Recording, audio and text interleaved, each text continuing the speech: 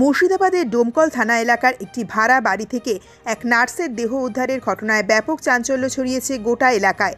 Police সূত্রে জানা গেছে, মৃত ওই নার্সের নাম আমিনা সুলতানার। তার বাড়ি মুর্শিদাবাদের বেলডাঙ্গা থানা এলাকায়। প্রায় 11 মাস আগে আমিনার সঙ্গে তানভীর আজিম নামে বেলডাঙ্গার এক যুবকের বিয়ে হয়। ডোমকল সুপার স্পেশালিটি হাসপাতালে কর্তব্যরত ওই নার্স কাজের জায়গায় যাওয়ার সুবিধার জন্য ডোমকল পুরসভা এলাকায় বিডিও অফিস মোড়ে একটি বাড়ি ভাড়া নিয়ে থাকতেন বলে জানা গেছে। আমিনার স্বামী তানভীর শনিবার সকালে তাকে বহুবার ফোন করেন, কিন্তু উত্তর না পেয়ে ভাড়া বাড়ির মালিককে গোটা ঘটনাটি ফোনে জানান।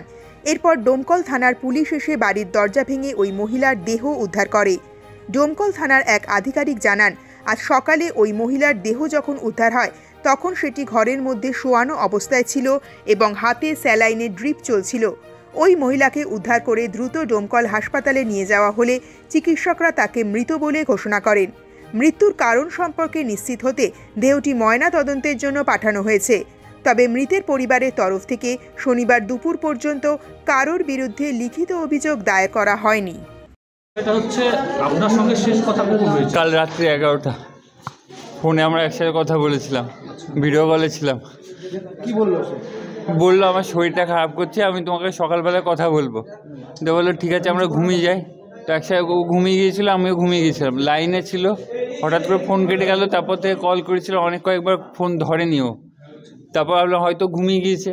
সকাল থেকে ফোন করছি, একবারও ফোন ধরেনি। তারপর আমি পরে ভাইকে ফোন করলাম, আমাদের ঘর মালিককে ফোন করলাম। তারপর ভাইরা সব বের করলো। তারপর আমি এইখানে এসে এই ব্যাপারটা জানলাম। কি মনে হচ্ছে আপনার? ফোনে আমি যাই না, কিছু বুঝতে পারছি না। এটা ফোনে না ওটা ওরকম কিছু ছিল না, কারণ আমাদের ওর সাথে কারোর কোনো সমস্যা বা কিছু ছিল না। অসুস্থ ছিল? অসুস্থ, প্রায় হেকটিক ডিউটি ছিল। ডিউটির জন্য মাঝে মাঝে ওর শরীর খারাপই হতো। তাছাড়া এমনি ওর কোনো তেমন কোনো কারোর সাথে কোনো সমস্যা বা কিছু এরকম কিছু ছিল না। কি মনে হচ্ছে আপনাদের? না, মানসিক কোনো চাপও ছিল না। আপনার কি মনে হচ্ছে?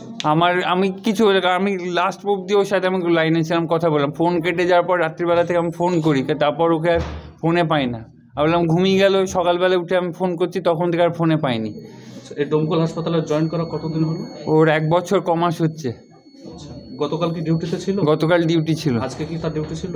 আজকে না, আজকে ছুটি। আজকে আমাদের একটা বিয়ে আছে, ভাইয়ের বিয়েতে যাওয়ার কথা ছিল। সকালেও আসার কথা ছিল বাড়ি।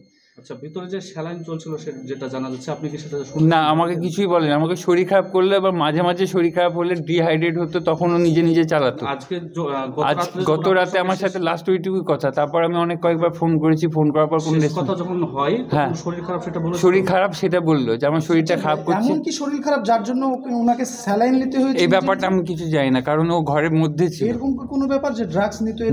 না ওসব ফালতু কথা। ওইসব এরকম উল্টোপাল্টা কথা বলবেন না। ওরকম কোনো ব্যাপার ছিল না। ঠিক আছে। কি আপনার স্ত্রীর নাম কি ছিল? আমিনা সুলতানা। আপনার নাম? তানভীর আজিম। কতদিন আগে বেলডাঙ্গা।